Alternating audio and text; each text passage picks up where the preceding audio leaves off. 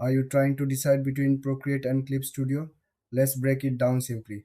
In today's video, we'll compare these two popular digital art tools.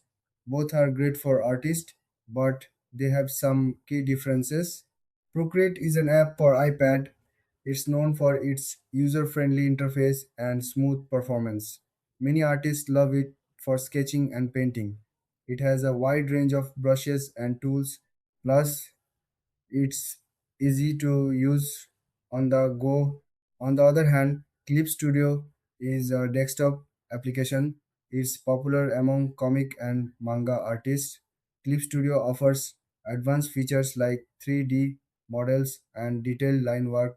It's great for creating complex illustrations. Now, let's look at the main differences. Procreate is more focused on painting and drawing. It's perfect for quick sketches and illustrations.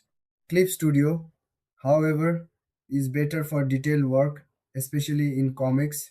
It has more features for panel layouts and text.